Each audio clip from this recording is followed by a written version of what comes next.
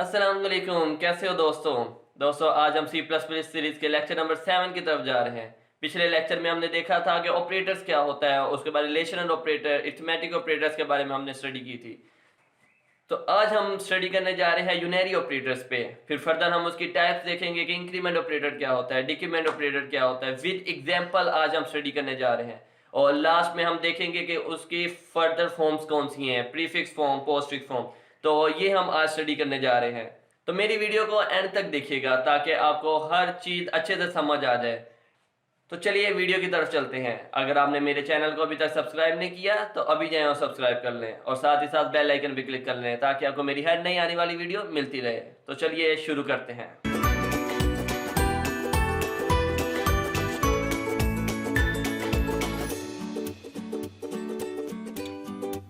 C plus plus language के lecture number 7 की तरफ चलते हैं। तो आज का हम कोर्स कंटेंट देख लेते हैं। तो आज हम देखने जा रहे हैं कि यूनरी ऑपरेटर्स क्या होता है, और उसके बाद हम यूनरी ऑपरेटर्स की टाइप्स को देखेंगे। फिर increment operator, decrement operator, prefix, postfix, ये चीज़ें हमने आज स्टडी करनी है।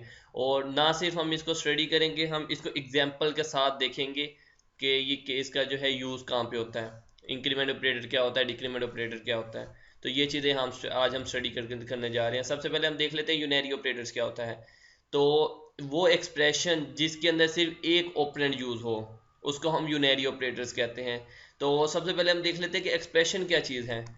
एक्सप्रेशन को हम एग्जांपल से समझ लेते हैं कि combination of operators and operand, जिसमें ऑपरेटर्स और ऑपरेंड्स के कॉम्बिनेशन हो उसको हम एक्सप्रेशन कहते हैं। फॉर एग्जांपल हमने 2+3 दिया, तो जो 2+3 था उसके जो 2 और 3 था ये हमारे पास है ऑपरेंड, और जो बीच में हमने ऑपरेटर लगाया है, साइन लगाया है प्लस का, तो वो था ऑपरेटर। तो इस पूरे को 2+3 को हम एक एक्सप्रेशन कह देते हैं। तो ऐसा एक्सप्रेशन जिसके अंदर सिर्फ एक ऑपरेंड यूज हो उसको यूनरी ऑपरेटर्स कहते हैं। इसके अंदर तो दो ऑपरेंड्स यूज हुए हैं 2 और 3, जिसके अंदर एक ऑपरेंड यूज होता है उसको हम यूनरी ऑपरेटर्स कहते हैं। यूनरी ऑपरेटर्स की एग्जांपल देख लेते हैं। यूनरी ऑपरेटर्स दो तरह के होते हैं। सबसे पहले है इंक्रीमेंट ऑपरेटर, और second one is the decrement operator. तो हम एक एक करके स्टडी कर लेते हैं कि इंक्रीमेंट ऑपरेटर क्या होता है और डिक्रीमेंट ऑपरेटर क्या होता है। तो सबसे पहले इंक्रीमेंट ऑपरेटर देखते हैं। इंक्रीमेंट ऑपरेटर क्या चीज़ है। इंक्रीमेंट ऑपरेटर वेरिएबल की वैल्यू में एक नंबर का इजाफा कर देता है। फॉर एग्जांपल हमारे पास एक वेरिएबल था जिसका नाम था y, और उसके अंदर 10 वैल्यू स्टोर थी, तो वो इंक्रीमेंट करके वैल्यू को 11 कर देगा। तो ये इंक्रीमेंट ऑपरेटर का काम होता है। एग्जांपल देखते हैं हम। a हमारे पास है 2, तो आगे हमने सेकंड में किया a++। ये a++ हमने एक इंक्रीमेंट ऑपरेटर लगा दिया कि मतलब a की वैल्यू में एक इजाफा कर दे। ये सैम्पल होता है प्लस प्लस इंक्रीमेंट ऑपरेटर का ना। तो अब a हमारे पास पहले था 2, तो हमने a के अंदर इंक्रीमेंट ऑपरेटर लगाया, तो अब हमारे पास a की वैल्यू क्या आ गई 3। तो वही इंक्रीमेंट ऑपरेटर जो 2 था a, तो उसने a को इंक्रीमेंट करके उसको 3 कर दिया। तो ये इसकी थी इंक्रीमेंट ऑपरेटर की एग्जांपल। इंक्रीमेंट ऑपरेटर को डिनोट किया जाता है प्लस प्लस के साइन से। हम वेरिएबल के साथ 2 बार प्लस प्लस साइन लगा देते हैं जिससे वो पता लग जाता है कि ये इंक्रीमेंट ऑपरेटर है, इसके अंदर एक वैल्यू को इजाफा करना है। नेक्स्ट हम पॉइंट देख लेते हैं। इंक्रीमेंट ऑपरेटर सिर्फ वेरिएबल के साथ यूज हो सकता है, कांस्टेंट के साथ नहीं यूज कर सकते। फॉर एग्जांपल हम देख लेते हैं कि हम a++ तो लिख सकते हैं, मतलब a एक वेरिएबल है, हम a वेरिएबल के साथ तो plus plus increment operator use कर सकते हैं, लेकिन 3 जो एक कांस्टेंट है तो 3 के साथ इंक्रीमेंट ऑपरेटर नहीं यूज कर सकते। तो ये इंक्रीमेंट ऑपरेटर था। इंक्रीमेंट ऑपरेटर की फर्दर आगे दो फॉर्म्स हैं कि हम दो तरह इंक्रीमेंट ऑपरेटर को लिख सकते हैं। तो सबसे पहली फॉर्म देख लेते हैं, वो है प्रीफिक्स इंक्रीमेंट। प्रीफिक्स इंक्रीमेंट में किया जाता है सबसे पहले वेरिएबल वो में एक वैल्यू का इजाफा किया जाता है। कोई भी वेरिएबल है b, फॉर एग्जांपल एक वेरिएबल है b, तो हम पहले b के अंदर इंक्रीमेंट करेंगे एक वैल्यू का, उसके बाद वो b की वैल्यू को फर्दर किसी और वेरिएबल को असाइन करेंगे। इसमें एग्जांपल ये थी कि सबसे पहले हमने इंक्रीमेंट करना है, बाद में हमने असाइन करना है। तो इसको हम लिखने का तरीका देख लेते हैं कि हम कोई भी वेरिएबल है उससे पहले हम अपना इंक्रीमेंट ऑपरेटर यूज करते हैं प्लस प्लस। ये इसका लिखने का तरीका है प्रीफिक्स इंक्रीमेंट का। एग्जांपल देख लेते हैं। हमारे पास है a = plus plus increment operator b। तो इसमें दो काम किए गए। सबसे पहला काम हमने बारी बारी देखने को उसने कौन से दो काम किया, हमें तरतीब भी देखनी है। तो सबसे पहले देखते हैं, हमारे पास था दो काम इसमें हुए। सबसे पहले उसने किया b के अंदर एक वैल्यू को इंक्रीमेंट कर दिया। फिर उसी b की वैल्यू को a को असाइन किया। सबसे पहले उसने इंक्रीमेंट किया एंड देन उसको असाइन किया। हम इसको एग्जांपल से समझ लेते हैं। फॉर एग्जांपल हमने दो वेरिएबल डिक्लेयर करवा दिए a और b, वो इंटीजर टाइप के थे, मतलब कि हमारी जो डेटा टाइप था इंटीजर टाइप थी, जिसके अंदर सिर्फ विदाउट डेसिमल पॉइंट्स वैल्यूज होंगी। उसके बाद हमने b के अंदर 10 वैल्यू को असाइन कर दिया by using assignment statement. Assignment statement के थ्रू हमने 10 वैल्यू जो है वो b को असाइन कर दी। नेक्स्ट हमने जो है इंक्रीमेंट ऑपरेटर लगाया कि हमने b के अंदर प्रीफिक्स इंक्रीमेंट ऑपरेटर लगा के उसको a को वैल्यू असाइन की। तो इस लाइन में दो काम हुए हैं। पहला काम उसने क्या किया कि उसने जो b की वैल्यू थी, फॉर एग्जांपल b की वैल्यू हमारे पास क्या थी, 10 थी, तो उसने सबसे पहले b की वैल्यू में एक इंक्रीमेंट किया, तो अब हमारे पास b की वैल्यू क्या होगी, 11। सेकंड उसने काम किया, वो जो b की वैल्यू थी ना 11, वो उसने a को असाइन कर दी। तो पहले b की वैल्यू क्या होगी थी, 11, तो a की वैल्यू भी 11 होगी। ये थी प्रीफिक्स इंक्रीमेंट ऑपरेटर। तो अब हम आगे जाते हैं पोस्ट फिक्स इंक्रीमेंट ऑपरेटर। तो पोस्ट फिक्स में ये होता है, पिछले हमने प्रीफिक्स में पढ़ा था कि वो पहले जो है वेरिएबल की वैल्यू को इंक्रीमेंट करता है, देन उसको असाइन करता है अनदर वेरिएबल। लेकिन पोस्ट फिक्स में उल्ट काम है, पहले उसने वेरिएबल की वैल्यू को असाइन करना है, उसके बाद इंक्रीमेंट करना है। एग्जाम्पल हम इसकी भी देख लेते हैं। इसमें जो है लिखने का इसका तरीका हम देखते हैं कि हमने प्रीफिक्स में हमने लिखा था इंक्रीमेंट ऑपरेटर को वेरिएबल से पहले, लेकिन पोस्ट फिक्स में हम इंक्रीमेंट ऑपरेटर को वेरिएबल के बाद में लिखते हैं। एग्जाम्पल देखते हैं, a is equal to b plus plus. तो इसके अंदर सबसे पहला काम उसने किया, पिछले में उसने किया था सबसे पहले b में एक इंक्रीमेंट कर दिया था, उसके बाद b की वैल्यू को a को असाइन किया था। जबकि इसमें किया, पहले b की वैल्यू को असाइन किया है a को, उसके बाद b में एक इंक्रीमेंट किया है। एग्जाम्पल से हम समझते हैं इसको। तो एग्जाम्पल दिए, हमने दो वेरिएबल डिक्लेयर करवा दिए a और b, और b के अंदर हमने 10 वैल्यू असाइन करवा दी बाय यूजिंग असाइनमेंट ऑपरेटर।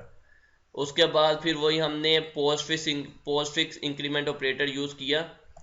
तो इसमें क्या काम हुआ है, फॉर एग्जांपल हमारे पास थी b था 10, तो हमने सबसे पहले किया 10 वैल्यू जो है a को असाइन कर दी, तो हमारे पास a हो गया 10। उसके बाद हमने b में एक इंक्रीमेंट किया, तो b पहले था 10, तो उसके बाद b 11 हो गया। पिछले में हुआ था पहले b इंक्रीमेंट हुआ था तो b 11 हो गया था, फिर वो 11 हमने a को असाइन किया था तो a भी 11 हो गया था। जबकि इसमें थोड़ा सा चेंज है, इसमें पहले a b की वैल्यू को असाइन किया तो अब a है 10, पिछले में 11 था, इसमें a 10 है, लेकिन उसके बाद b में इंक्रीमेंट किया तो b 11 हो गया। तो b पीछे भी 11 था तो इधर भी 11 है। तो ये था प्रीफिक्स और पोस्ट फिक्स इंक्रीमेंट ऑपरेटर में डिफरेंस। फर्दर हम जो है सेकंड ऑपरेटर की तरफ जाते हैं, यूनरी ऑपरेटर की सेकंड टाइप की तरफ, वो है डिक्रीमेंट ऑपरेटर। तो हम देख लेते हैं डिक्रीमेंट ऑपरेटर क्या होता है। डिक्रीमेंट ऑपरेटर, जैसे हमने इंक्रीमेंट ऑपरेटर पढ़ा सेम वैसे ही डिक्रीमेंट ऑपरेटर है। इंक्रीमेंट ऑपरेटर में हमने एक वैल्यू का इजाफा किया था वेरिएबल में, डिक्रीमेंट हम ऑपरेटर में हम एक वैल्यू को निकाल देंगे। फॉर एग्जांपल हमारी वैल्यू थी 10, तो हम एक वैल्यू को निकाल देंगे तो हमारी वैल्यू 9 हो जाएगी। उसमें हमने किया था एक वैल्यू बढ़ा दी थी, इसमें एक वैल्यू कम कर देंगे। तो एग्जांपल देख लेते हैं, हमारे पास a है 2, तो हमने 2 को जब डिक्रीमेंट ऑपरेटर लगाया, तो इसमें डिक्रीमेंट ऑपरेटर का साइन हम यूज करते हैं नेगेटिव नेगेटिव, तो माइनस माइनस साइन यूज कर लेते हैं। तो a हमारे पास है 2, तो डिक्रीमेंट ऑपरेटर लगाया तो a हमारे पास 1 हो गया। सेम वही बात बताई गई है कि इसको माइनस माइनस से डिनोट किया जाता है, पिछले इंक्रीमेंट ऑपरेटर में प्लस प्लस से डिनोट किया जाता था। और उसके बाद जैसे इंक्रीमेंट ऑपरेटर में भी हम वेरिएबल के साथ तो यूज कर सकते हैं इंक्रीमेंट ऑपरेटर, और लेकिन कांस्टेंट के साथ नहीं यूज कर सकते थे। इसी तरह डिक्रीमेंट में भी हम जो है वेरिएबल के साथ हम डिक्रीमेंट ऑपरेटर यूज करेंगे, लेकिन कांस्टेंट के साथ नहीं यूज कर सकते। एग्जांपल देख लेते हैं कि हम a माइनस माइनस, तो हमने वेरिएबल के साथ तो डिक्रीमेंट ऑपरेटर यूज कर लिया, लेकिन हम 3 माइनस माइनस नहीं लिख सकते क्योंकि वो कांस्टेंट था 3। तो ये थे डिक्रीमेंट ऑपरेटर। फिर डिक्रीमेंट ऑपरेटर जो है इसकी भी दो फॉर्म्स हैं आगे, एक है प्रीफिक्स डिक्रीमेंट ऑपरेटर और दूसरी है पोस्ट फिक्स डिक्रीमेंट ऑपरेटर। सबसे पहले हम प्रीफिक्स डिक्रीमेंट ऑपरेटर को देख लेते हैं। जो प्रीफिक्स डिक्रीमेंट ऑपरेटर भी सेम ऐसे ही था जैसे कि पीछे हमने प्रीफिक्स इंक्रीमेंट ऑपरेटर पढ़ा है। तो प्रीफिक्स डिक्रीमेंट ऑपरेटर में सबसे पहले हम करेंगे कि वेरिएबल की वैल्यू में एक डिक्रीमेंट कर देंगे और फिर उसको वेरिएबल की जो वैल्यू होगी उसको हम दूसरे वेरिएबल को असाइन कर देंगे। तो सेम ऐसे ही है जैसे पहले था। फिर इसको लिखने का तरीका देख लेते हैं कि हम जो नेगेटिव नेगेटिव डिक्रीमेंट ऑपरेटर है ना वो हम वेरिएबल से पहले यूज करते हैं। तो ये प्रीफिक्स डिक्रीमेंट ऑपरेटर है। एग्जाम्पल हम देख लेते हैं कि हमारे पास है a is equal to minus minus b. इसमें भी दो काम किए गए। सबसे पहले उसने b में एक डिक्रीमेंट कर दिया एक वैल्यू का, उसके बाद b की वैल्यू को a को असाइन कर दिया। एग्जाम्पल देख लेते हैं हम। तो एग्जाम्पल वही कि उसने दो वेरिएबल डिक्लेयर करवाए, उसके बाद b में 10 वैल्यू असाइन करवा दी, उसके बाद जो है डिक्रीमेंट ऑपरेटर उसने लगाया और उसकी वैल्यू को a को स्टोर किया।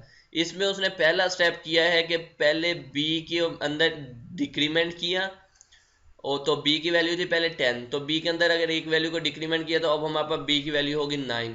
फिर वो 9 जो वैल्यू है वो उन्होंने a को असाइन कर दी, तो अब हमारे पास a भी 9 हो गया। इसी तरह पोस्टफिक्स है। पोस्टफिक्स में हम सबसे पहले हम करेंगे कि जो वैल्यू होगी वो हम असाइन कर देंगे वेरिएबल की, उसके बाद वेरिएबल में एक वैल्यू को डिक्रीमेंट करवा देंगे। तो इसको भी लिखने का तरीका होता है कि हमने वेरिएबल के बाद में हम डिक्रीमेंट ऑपरेटर लगा देते हैं। जैसे मैंने इधर लिखा है y नेगेटिव नेगेटिव, मीन्स के हमने वेरिएबल के बाद हमने डिक्रीमेंट ऑपरेटर लगा दिया। एग्जाम्पल देख लेते हैं हम। b is equal to b minus minus. तो इस स्टेटमेंट में हमने ये किया, सबसे पहले b की वैल्यू को हमने a को असाइन किया, उसके बाद b में हमने डिक्रीमेंट किया। तो इसकी भी एग्जांपल देख लेते हैं कि हमारे पास इंट है ए बी। तो b इज इक्वल टू 10, ये हमने असाइनमेंट ऑपरेटर से b के अंदर 10 वैल्यू स्टोर करवा दी। उसके बाद आगे हम देख लेते हैं कि b नेगेटिव नेगेटिव। तो जो सबसे पहले हमने किया b की वैल्यू a को असाइन की, तो b की वैल्यू हमारे पास है 10, तो a की वैल्यू भी 10 होगी। उसके बाद हमने b की वैल्यू में एक डिक्रीमेंट कर दिया, तो अब b की वैल्यू हमारे पास 9 होगी। तो ये था कुछ डिफरेंस प्रीफिक्स में और पोस्टफिक्स में। तो उम्मीद है कि आपको समझ आ गई होगी कि हमारे इंक्रीमेंट ऑपरेटर क्या होता है, डिक्रीमेंट ऑपरेटर क्या होता है। ये था हमारा आज का टॉपिक। अच्छा तो दोस्तों ये थी हमारी आज की वीडियो। उम्मीद है कि आपको मेरी वीडियो समझ आ गई होगी और ऑपरेटर्स के बारे में आपको समझ आ गया होगा। इंशाल्लाह नेक्स्ट लेक्चर में हम एरर पे स्टडी करेंगे कि कितने टाइप्स के एरर्स हैं। तो तब तक के लिए इजाजत चाहता हूँ। अल्लाह हाफिज।